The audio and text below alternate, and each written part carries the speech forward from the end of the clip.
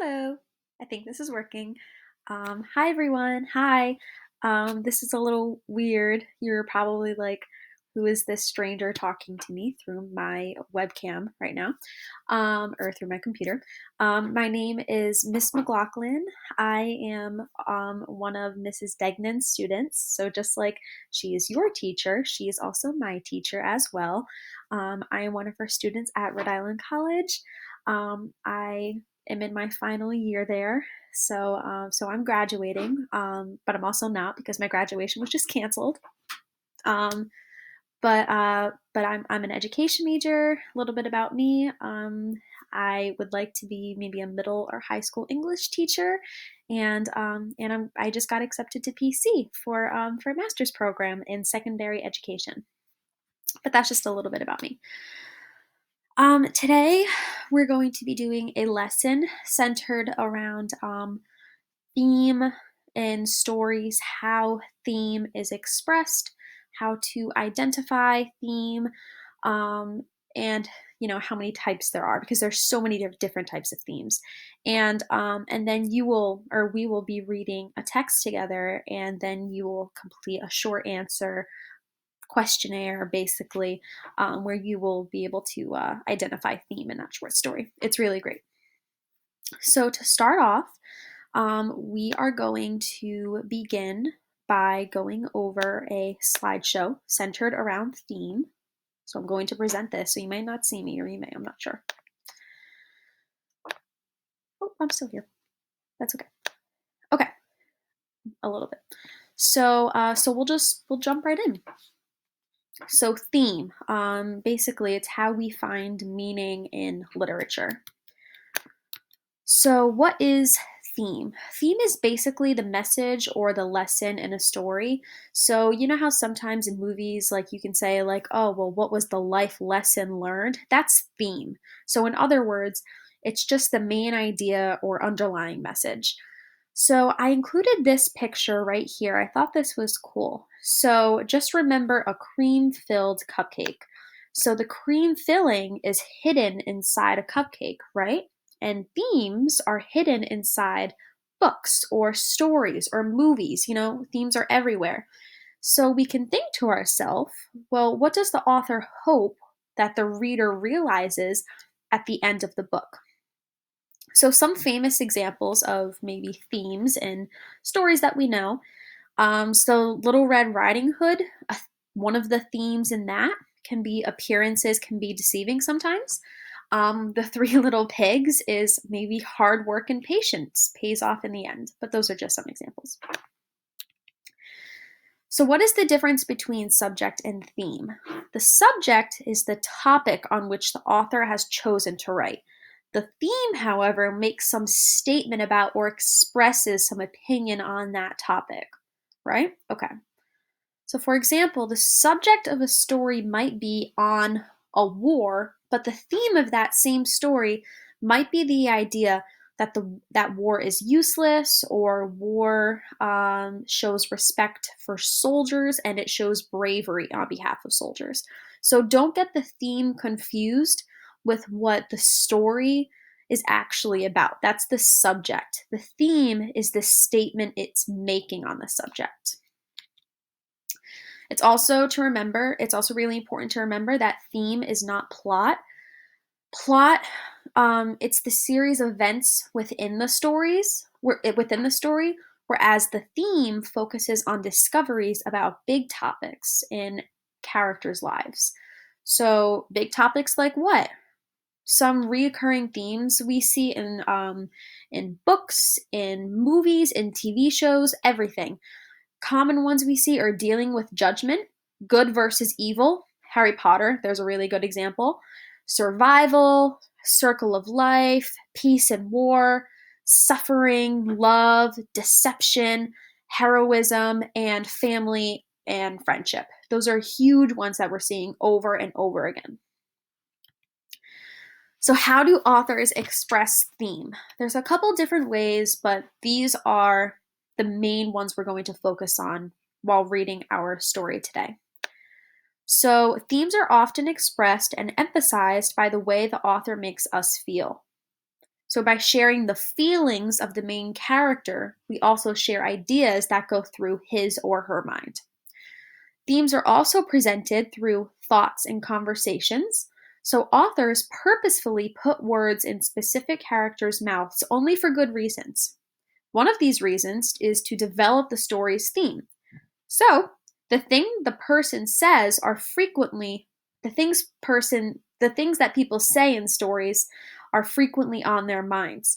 So it's important to look out for those thoughts that are constantly being repeated in a story. Themes are often also suggested through the character themselves. So the main character usually illustrates the most important theme of a story.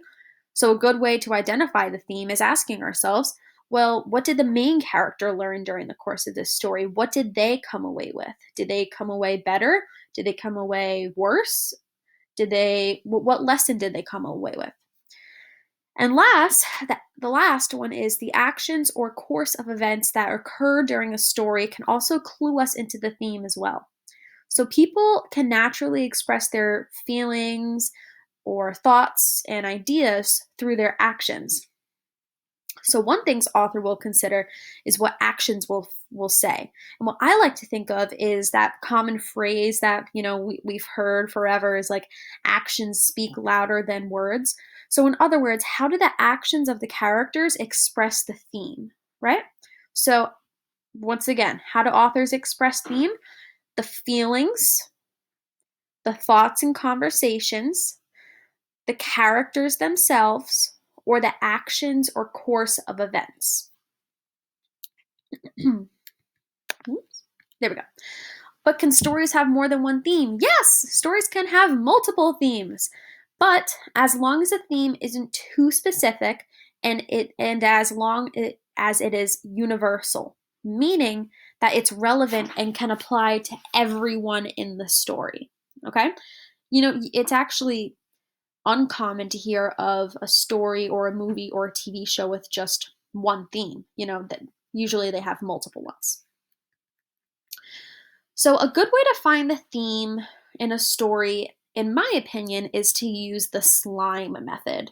And this is really, really easy to remember. It's just subject, lesson, idea, message, and evidence. And we're going to dive in a little bit deeper into each one of those letters and kind of figure out how to find theme using the slime method. But before we actually dive into that, I want you to first watch this video that I included. It's a Pixar short film. You may have seen it before. It's called Presto the Magician. So you can exit out of this this presentation if you're watching it. Or if you're watching it on Google Classroom, you can exit out of that. You can open up this link, and it'll open you to a YouTube page. And you can pause me in the meantime, and then when you're done watching it, you can resume, and then we'll dive into the short film. So enjoy Presto. You can pause now.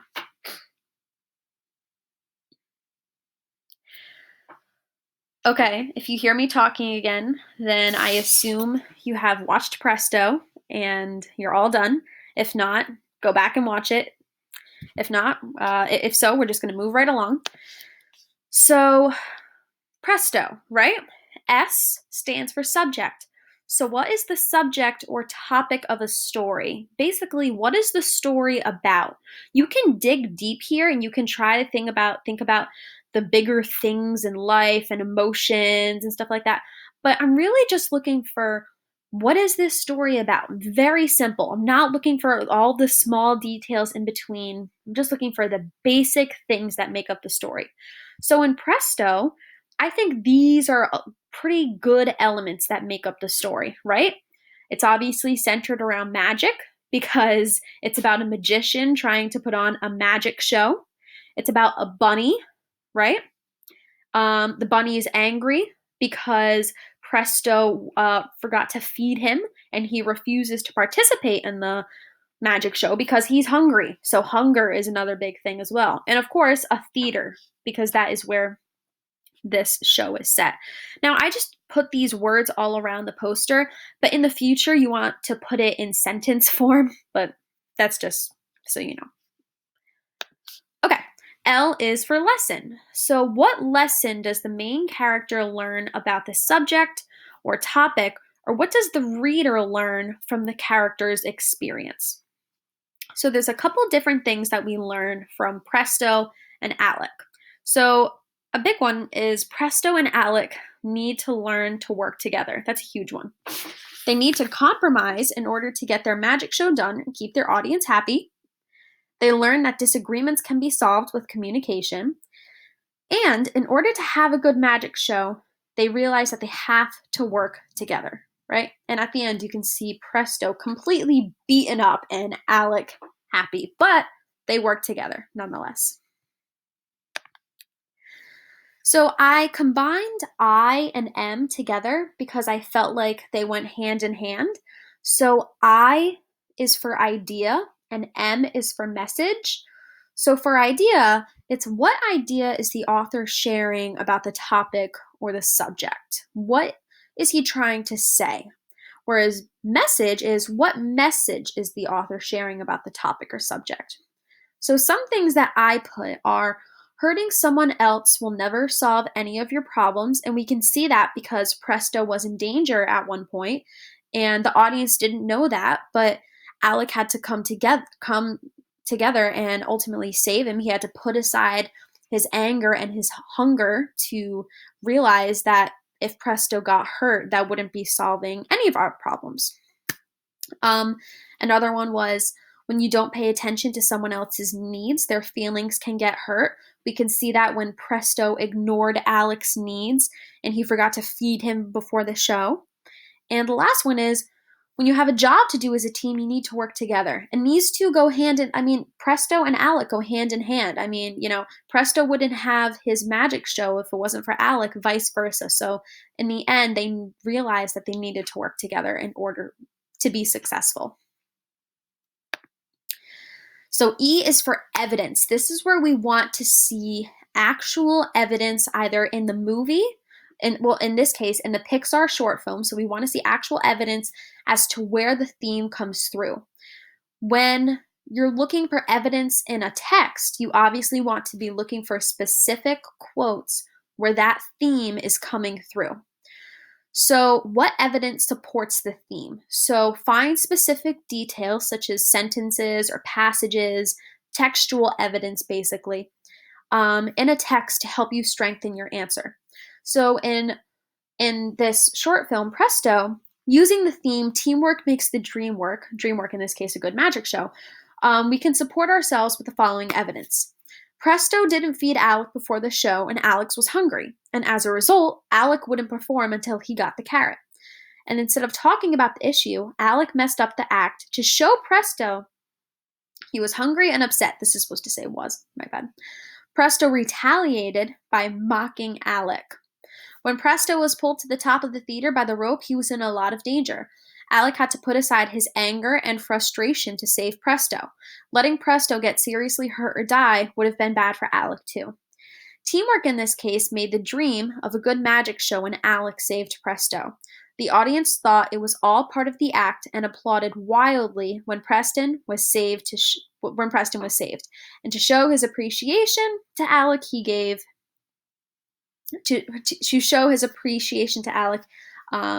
Presto a carrot.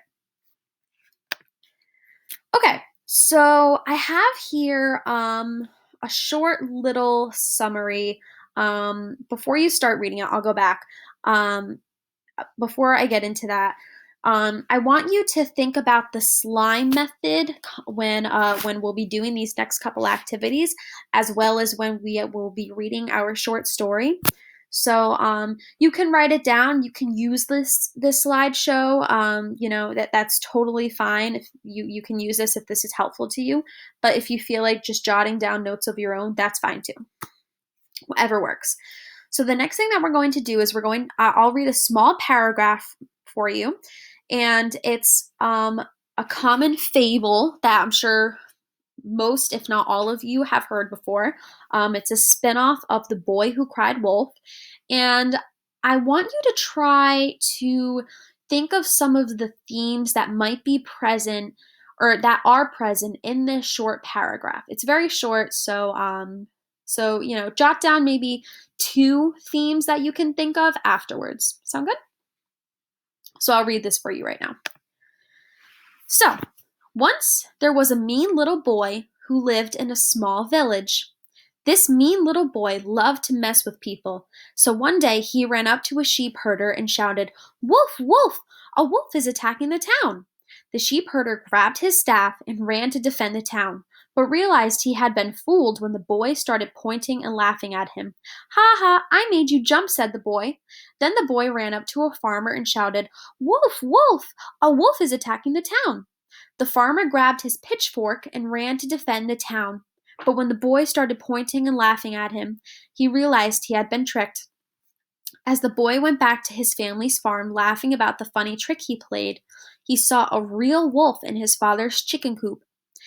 As the wolf ate all of his father's chickens, the boy screamed over and over again, "Wolf, wolf, please help him," but nobody came to help him. So I want you to think about maybe some of the themes that come through in this very short paragraph. So you can pause this for a second if you need to, write a couple down, and then resume it when you're ready. So if you hear my voice, then that means that, or I assume that means you're done. You jotted down maybe a couple themes that came to mind. If not, go back and watch again. And I'll go on. So there it is. So some possible answers. These are the ones that I were able to come up with. Number 1, don't ask for help unless you really need it, or else people won't take you seriously when there is an actual emergency and you do need help. That's a huge one in this, obviously. That's like the main lesson I think we all come away with from hearing The Boy Who Cried Wolf. But some other ones are, it's not nice to play tricks on others. Deception, he deceived others, right? He lied.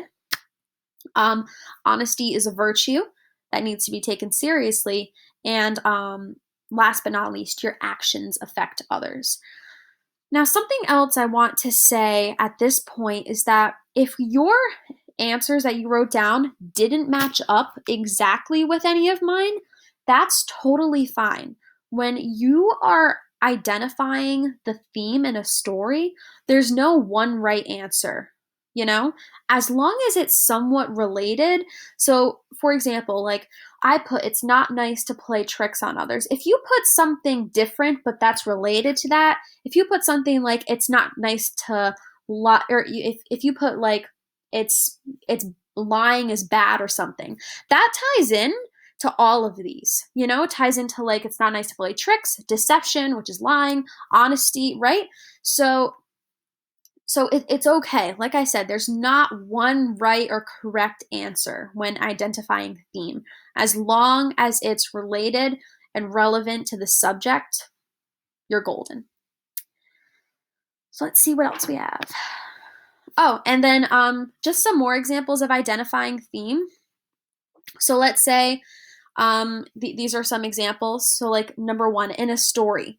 So be careful how you treat other people. If you are not kind, they might treat you the same. A theme that maybe we would be able to take away from that would be revenge. The second one is face your fears and you will be able to overcome them. A theme that we can see there is courage, having courage, being courageous. The third one is do not wish for what others possess. Be grateful and happy with what you have. So maybe it's like overcoming jealousy, or maybe just like being grateful, but pretty much what it says there, being grateful for what you have. And the last one is work for what you want in life and you can achieve anything. And that one's easy. Those are dreams. Follow your dreams. So review. This is important. Number 1, the theme is not the topic or plot, but a point made about the topic or plot. So the theme is what we can learn from a story. Themes are about the big world and lesson learned, right? And as stated before, make sure you guys remember the SLIME method. So it's subject, lesson, idea, message, and evidence. It will always, always, always help you find the theme. Okay. So you can use this slideshow whenever you need or you want during the course of this lesson. That's totally fine. But what we're going to do now is we're going to switch gears, and we're going to start on our short story. So if you go to Google Classroom, there should be a link there that will take you to a YouTube video titled "Thank You, Ma'am." And it's going to be narrated by someone else.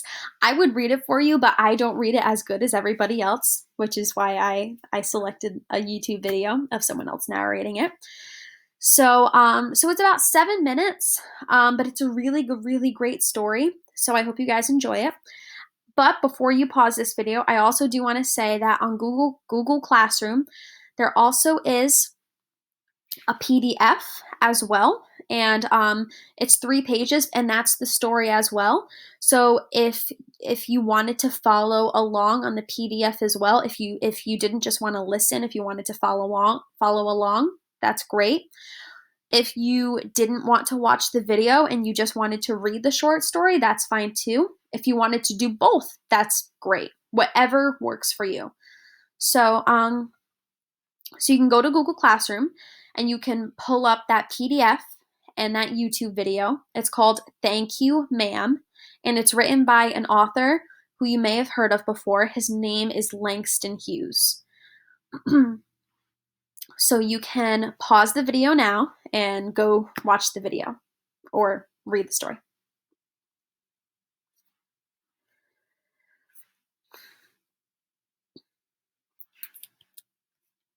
So if you hear my voice, I assume that you have finished watching the video or you have finished reading the story, or maybe doing both, and you might be ready to move on to the formative assessment that I have for you. So I'm not sure if you guys have ever used the website Formative.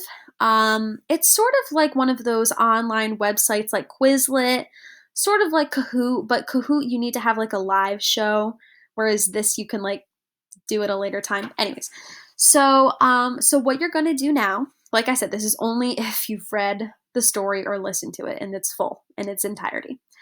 So you can go, I wrote this down for you. It's also on the last slide of the slideshow. So it's on the review slide. You probably saw that. You can open up that link. That works. Or if you just want to type this down or write it. So I wrote it for you. You can pause this if you want.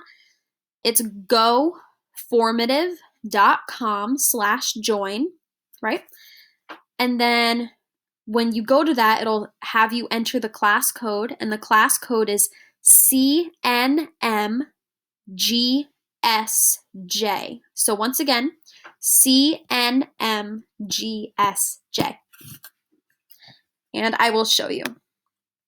So if you go to the website, goformative.com/join, brings you right there. And then, like I said, it'll say enter code. So CNMGSJ. And then you don't even have to press enter. It'll just pop up for you and it'll say, "Thank you, ma'am." And please use your real name, no nicknames or fake names or middle names or any other name than the name that's listed on your birth certificate, your name. You can just put it in there and then it'll bring you to the assessment. So you can complete the assessment now. It's 10 short answers. And when you're doing the assessment, I want you to really reflect back on the text. So you can go back to the actual PDF version. If the YouTube video might help you now. Me personally, I like to have the text in front of me when I'm doing work and answering questions. But obviously, whatever works best for you. So I really want you to be thinking about the theme, how it's expressed in the story. Remember how I said before, a theme can be expressed through feelings, through thoughts and conversations, through the course of events, through characters, that kind of thing. Like I also said before, feel free to use that slideshow that we just went through and I provided. That is totally fine. I have no problem with that. But once you're finished with that, make sure that you hit the submit button at the end as well, and it'll say like your work has been successfully submitted or something. And so that way I can get your answers. That's important that you submit your work. So you can pause this and resume it when you're done with those questions.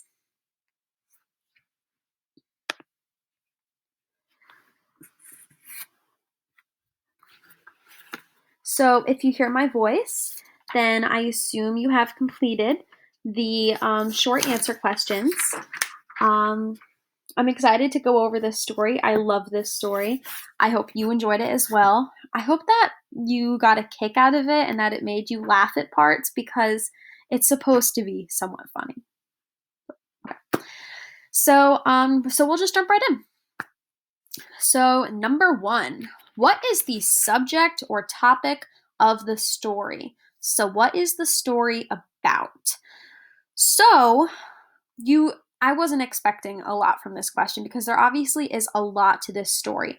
But remember what I said on the slideshow presentation for like the first one, because this sort of applies to S in slime subject. I'm not looking for all the small details. I just want the things that make up the bulk of the story.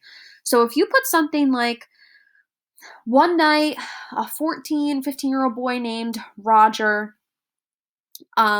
tries to steal the purse from an older woman named Mrs. Luella Bates Washington Jones, but he fails, and then she has him come over to her house that night to have dinner and talk about what why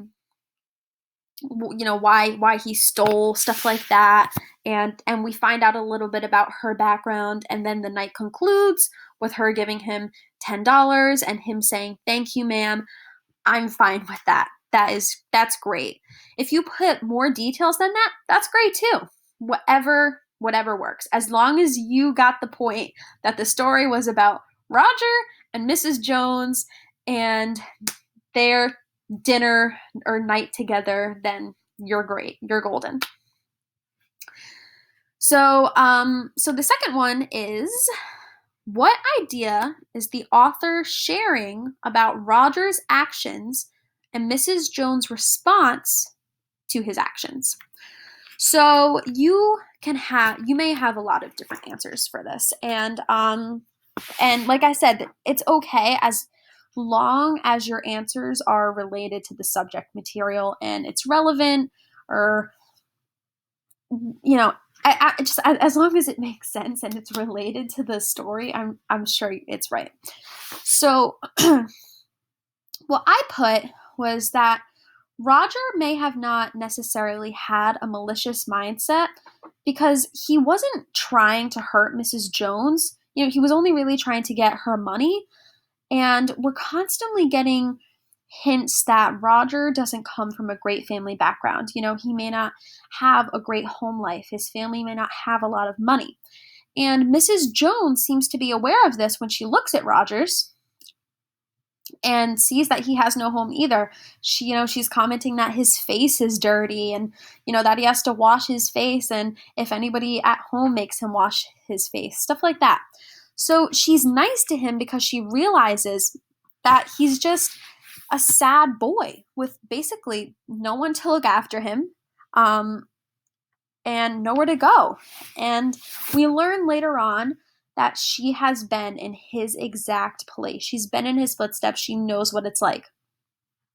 And it's clear that, when we hear Mrs. Jones' side of the story telling him that, look, I've been where you are, she's empathizing with Roger for wanting something that he didn't have. In his case, blue suede shoes. So I'm getting a little ahead of myself, I know, but her response is to not inflict more pain on Roger, but to teach him a good lesson about forgiveness and need. So she doesn't judge him in any way, but instead it's almost like she just takes care of him for an evening and invites him in with open arms and welcomes him, which in some ways is what he needed more than blue suede shoes.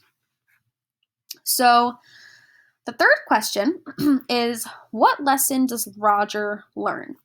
So when Roger first tries to steal Mrs. Jones's purse and, they have that altercation and he gets knocked down, and she kind of like kicks him and eventually she like drags him back to the house. He's perplexed by all of this. He doesn't know what's going on because no one's really ever treated him this way. And I think at first, he thought that she was going to turn him into the police, but then when she didn't, he's like, all right, what's going on? So he even contemplates running out the door when they get home to her house. But he eventually learns to develop this trust in Mrs. Jones. And he sees that, she's very sympathetic and she's hospitable. And also, that kindness can be far more effective than discipline or punishment because she could have easily just taken him to the police, but instead she took him into her home and nurtured him. And don't get it twisted, in no way am I saying that all criminals shouldn't go to jail. They should just be welcomed at home for like a nice warm dinner one night. No, I am not saying that. Because with Roger, he didn't have a malicious intent. He didn't want to cause harm to Mrs. Jones. He didn't want to be violent to her or anything. What like other criminals might want to be violent towards people, So it was Roger where it made sense to do that because he was obviously in a tough mindset. He was obviously in a tough place. And like I said before, he'd never had any real intention of hurting her. And Mrs. Jones also recognized this and saw that he was troubled and just needed a little tender, loving care, basically. So, but like, I'm not recommending that if anyone ever tries to steal something from you on the streets, I do not recommend inviting them into your home for dinner that night. Don't do that. Because it probably won't turn out like the beautiful life lesson. Like this story, it might be bad. So just don't follow Roger and Mrs. Jones. So Roger also learns a great more deal from her kindness than he ever would have had she taken him to the police. So he learns to see other people as individuals rather than as people he might exploit for his own gain. So in having personally felt the effects of another's kindness, we might assume as readers that he will treat others with more kindness going forward, or we might not. That ending is sort of left, it's not sort of, it is left to us to interpret whether Roger learned his lesson, but we'll address that later on as well. So why do you think Mrs. Jones handles this situation the way she does in the story, and how do you think this experience is likely to affect Roger and how he acts in the future? So as stated before, Mrs. Jones openly admits that she has been in Roger's shoes before, and she can empathize with him for that reason. And maybe this is just speculation. I'm just guessing here. I sort of like to do this when I read, play guessing games sort of like this. So the way I like to think about it is maybe when Mrs. Jones was Roger's age, she had the same experience. Maybe or a similar experience where she tried to steal something and it it didn't go as planned, but then she ended up learning a valuable lesson, you know? So Mrs. Jones proceeds to feed Roger. She bathes him somewhat, she makes him wash his face. She sympathizes with his difficult situation, and then she encourages him to behave. So that benevolence on her behalf and that charity reflects almost a mother's love that she's exhibiting towards Roger. Um, and, maybe that's something that's lacking in Roger's life right now, which is why he kind of eases into Mrs. Jones's personality. Because like I keep saying, we keep getting hints that Roger doesn't come from the best family background. So that motherly or maternal aspect very might well be lacking at home for him, which is, like I said, why he feels so comfortable around Mrs. Jones, because she's acting like a maternal, motherly, loving figure. So this experience also affects Roger in multiple ways. We can only hope that Roger learned from this lesson with the kindness shown from Mrs. Jones. Maybe we can hope he won't steal anymore. But we don't know. But at the same time, it's also important to consider that Roger got really lucky with the person that he stole from, you know? Any other person that he stole from that went poorly and he wasn't able to get away with whatever, almost guaranteed that that person would bring Roger right down to the police station and turn him in, like no questions asked, right? But he got really, really lucky that he stole from Mrs. Jones because she didn't take him to the police station. She saw him, she saw his physical appearance, and she recognized that he didn't want to cause her any harm. He was obviously just a troubled boy, and she wanted to see if she could help him. So that's also something to consider. The fifth question was, what message is the author sharing about Roger's actions and Mrs. Jones' response? So there are a couple messages that Langston Hughes is trying to get across here. One that I wrote, and also remember what I said about themes and messages? There's no one right answer. You can have so many different messages or themes or life lessons learned in a story. And if they don't match up directly to mine, that's totally fine as long as it's related.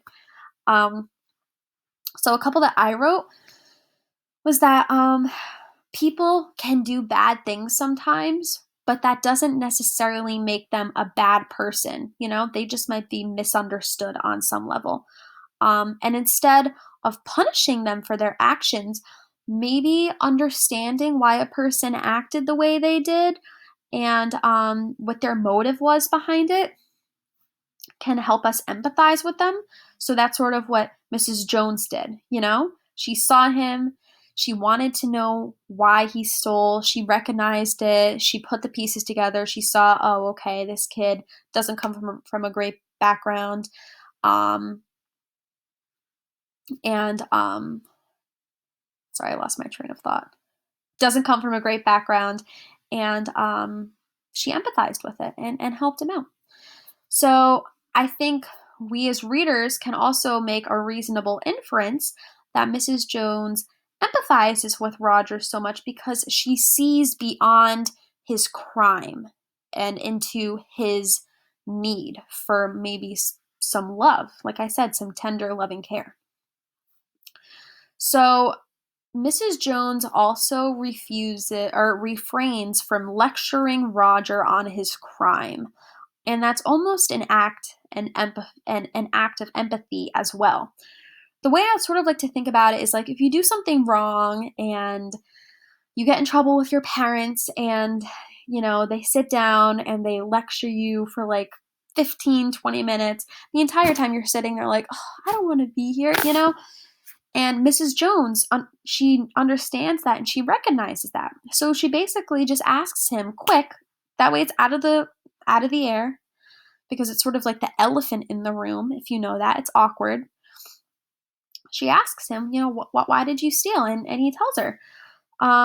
So she is basically making that connection that a lecture right now will not help him. So instead, she's showing him her own humanity by telling him that she too has done wrong in the past and thinks that she's ashamed of. So it's basically like she's just giving him a wake up call as opposed to a lecture. I think. Maybe you disagree. I don't know. So, lastly, she also shows empathy when she gives Roger the $10 for those blue suede shoes we keep hearing about. So, Mrs. Jones also knows how it feels to want things and have no way to get them, right? So she wants Roger to have the thing that he desires most and to not get it by dishonest means, to not get it by stealing or lying. So she helps him by giving him money. And also, it's also important to consider that by Mrs. Jones' living conditions, we just see like a little kitchenette area that she lives in. I'm gonna make an inference from that. I don't think Mrs. Jones comes from much either. So by her giving him $10, I mean, that had to been a financial sacrifice for her, but she does it anyway because she recognizes how desperate this boy need if that how desperate this boy is for any sort of attention or love. So the next question was, why do you think Mrs. Jones makes Roger wash his face? And why does she give him food? So I really like this question because when I first read this story, the way she kind of drags him home, I'm like, oh, that's a little weird. But it makes sense in the end. But one thing that didn't make sense to me when I first read this, I read this in middle school as well. I was confused as to why she made him wash his face. I mean, that's one of the first things that she says to him on the street. She's like, doesn't anybody tell you to wash your face at home? And he says no. So, but still, I'm like, it just seems like a weird thing. But thinking about it now, I think that we can agree that Mrs. Jones is a highly perceptive woman, right? Meaning she's observant. She notices things. She's quick, right? So almost immediately she recognizes that Roger is a frightened, lonely boy who is probably even being neglected at home on some level. And she also knows that if she comes off too strong and she behaves too warmly toward him, she'll make him feel uncomfortable and he'll just run and he'll be like, no, who are you? You're weird. No. But then at the same time, she knows that if she's too mean or hard on him, she thinks it might match those expectations of what life usually offers for him, which is nothing or really bad things. So, noticing his messed up hair, his sort of like ragged appearance, she makes him wash up. So, her kindness, remember what I said about theme, how theme can be expressed through actions? Her kindness consists of those actions themselves, right? Such as giving him food, making him wash his face, making him comb his hair. But the face in particular is such a symbolic moment because it's such a specific image and there's a lot to it. So when we think about like symbols in life or maybe in like literature, we'll think about symbols in literature. When you think of like something being represented as like black or like just the color black, what do you think of when you think the color black? For me, and maybe for a lot of you, maybe you think of like death or like just bad things. I don't know. Or if you think of the sun, you might think of like hope or a new day or like happiness, joy, stuff like that. When we see the symbol of water in literature, water represents purity, like pure, untouched, like renewal, cleansing, like cleaning yourself, cleaning your soul. So if you think about it on a wedding day, what color does a bride wear? She wears white because white symbolizes that pure aspect, the purity, right? So by making him wash his face, she's not only improving the way he feels and looks on the outside, thus improving his physical outer self-image, which is going to boost his confidence and self-esteem already, but in a way, she's also symbolizing that he's cleaning himself of these bad things that he may have done, not only to her, but also other things as well, because he may have learned his lesson. So that's also really, really important or interesting to consider at least. I might be reading too into it. I probably am, but I think it's a cool thing to consider. So the second question is, what is the effect of Mrs. Jones telling Roger about her past? Why does she avoid asking him about his family or his background? So although Mrs. Jones does grab Roger and bring him home, and she can be a little rough around him, she kicked him on the street when he was down after he tried to steal her purse. She's never cruel to him. right? She even says, I have this quote right here. You ought to be my son. I would teach you right from wrong. The least I can do now is to teach you to wash your face. Are you hungry? So, one of the other ways that Mrs. Jones is kind to Roger is that she shows that she doesn't want to go out of her way to hurt his feelings or embarrass him or exploit him in some way or another. Sort of like he tried to exploit her when he tried to steal her purse. And she's clearly picking up on this fact that he doesn't come from a great background. He doesn't come from a great home. But she doesn't pry. She doesn't ask. She doesn't ask. She's not like, tell me about your family. Like, do you not come from a good home? Where's your mom? Where's your dad? She doesn't do that because she knows that it's going to make him feel uncomfortable. And it's obviously not something he wants to talk about because, like I said before, maybe he's embarrassed by it or maybe it's upsetting to him and it makes him feel bad to talk about it. So instead, she asks him why he stole. And this part's really, really quite extraordinary because why would she care? Most people have probably never asked him why he felt anything or wanted anything or acted the way he did because most crime victims or most criminals are not most crime victims are not interested in the motive of a thief, right? If someone steals something, you don't usually ask why. It's just like you say, like you hear, oh, so and so stole something. Mrs. Jones sees beyond the crime and sees that he didn't have any malicious or violent intent either. So she knows he wasn't deliberately trying to hurt her. He was just trying to get some money, but obviously in a really, really bad way. So she also says at the end of the story, after he's told her, I just wanted some blue suede shoes. She says, well, if you wanted the money, you could have just asked me. And most people wouldn't, most people who have had a 15-year-old boy try to steal your purse, first of all, you wouldn't take that person back to your house. But you also wouldn't say that. You would just give him the money for shoes, saying, well, you could have just asked me. Because usually that's just unheard of. You usually just don't go up to someone on the street and say, hey, can I have some money for shoes? You don't say that to a complete and random stranger. So she's showing him how compassionate she is by not dismissing his interests. So here's the big one.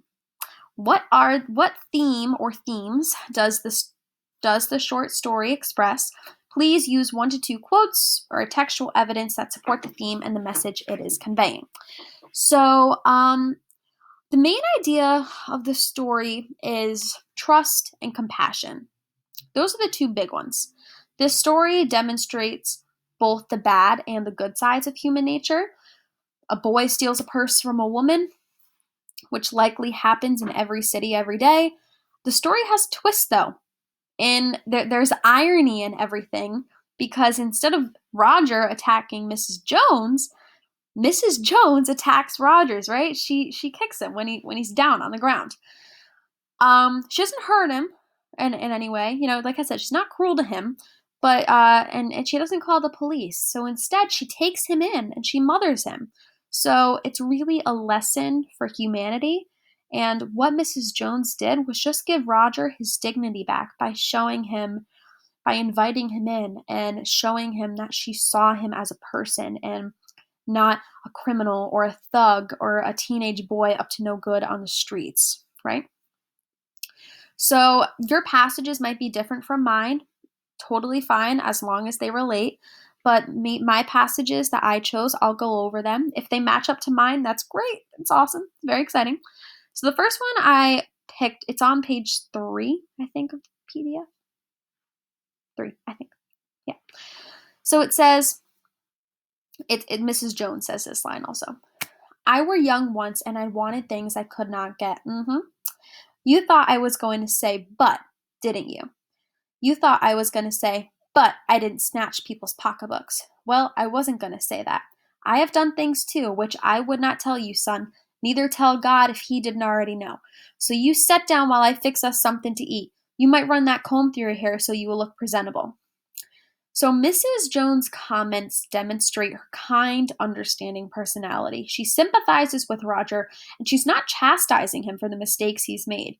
She's making him feel comfortable and she's exercising hospitality and grace by fixing him that hot meal and telling him, hey, look, I've been where you've been.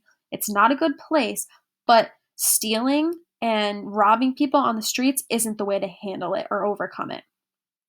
And she's like, look at me now. I overcame it and you can too. So she's also revealing her caring personality by instructing him to also run a comb through his hair to look presentable, which is funny and cute, I think. So Mrs. Jones then proceeds to feed him and once again reveals that kind, benevolent nature I've been referring to this entire story by giving him those $10. And Mrs. Jones says, now here, take this $10 and buy yourself some blue suede shoes. And I think that's on the third page. That's towards the end of the story, on the PDF. So she's showing that compassion through taking him in, making him a meal, and giving him $10 to buy those shoes. And I want to bring this up because I think this is also important, really, really important. As readers, we keep hearing about these blue suede shoes, right? But we also know that Roger is in some way neglected from his appearance and from the fact that he doesn't have a good home life.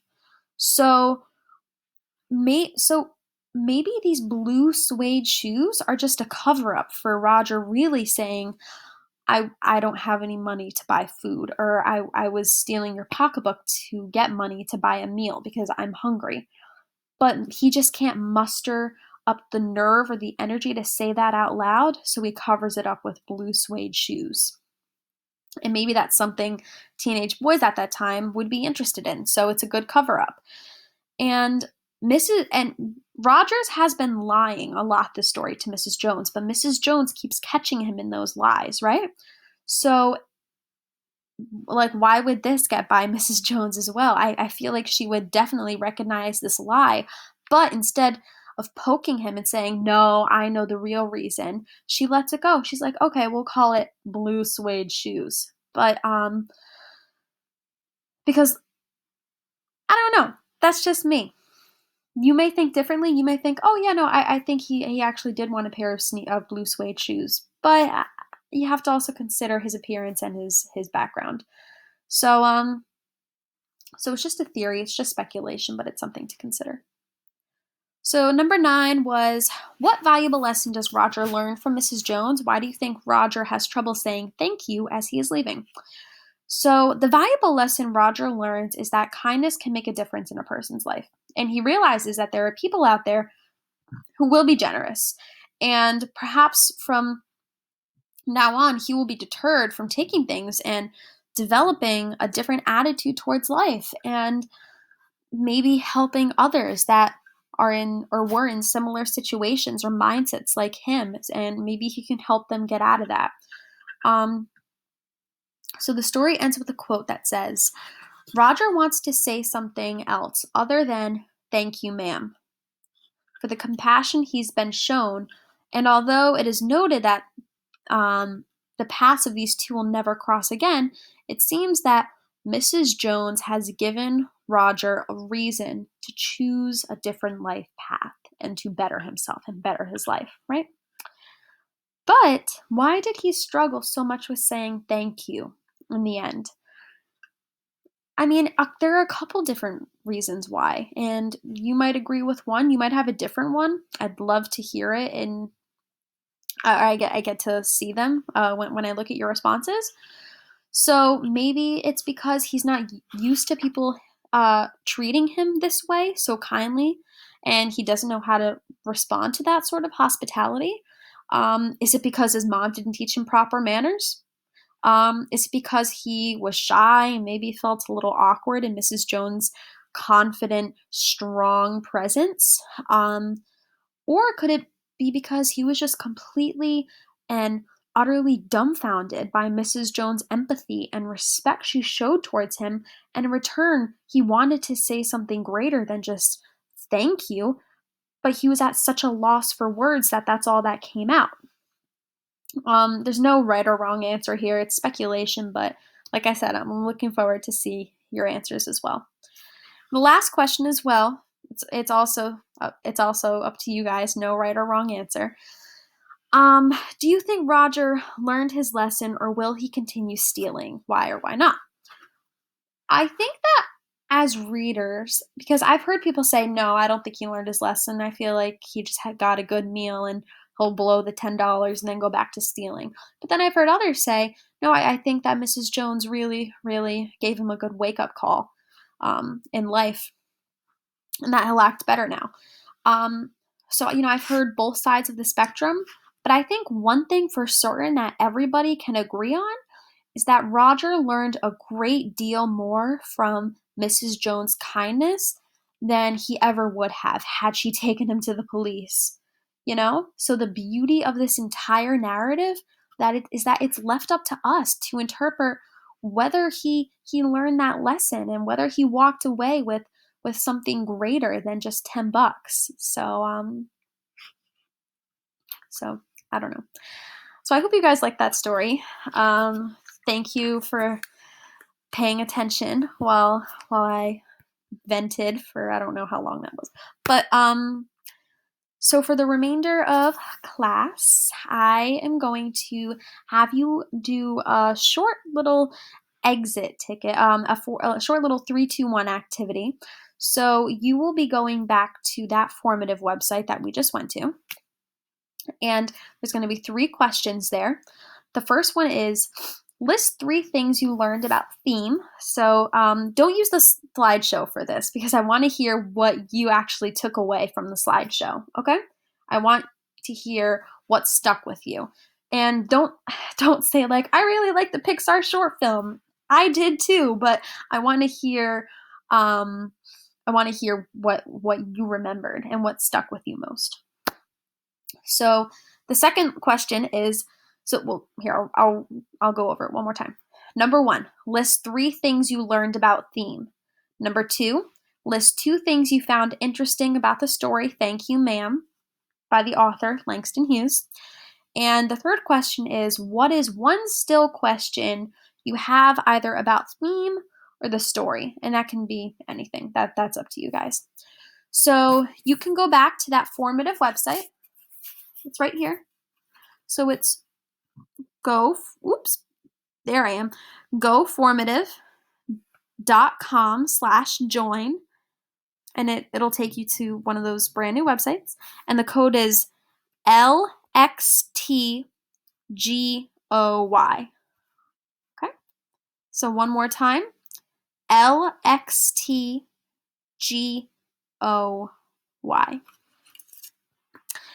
And make sure you submit your answers at the end. Once again, this is important. If you don't submit it, I don't get it. So make sure you submit. And I want to thank you for paying attention. And I hope you enjoyed this lesson. And enjoy the rest of your quarantine at home. And stay healthy, everybody. Bye.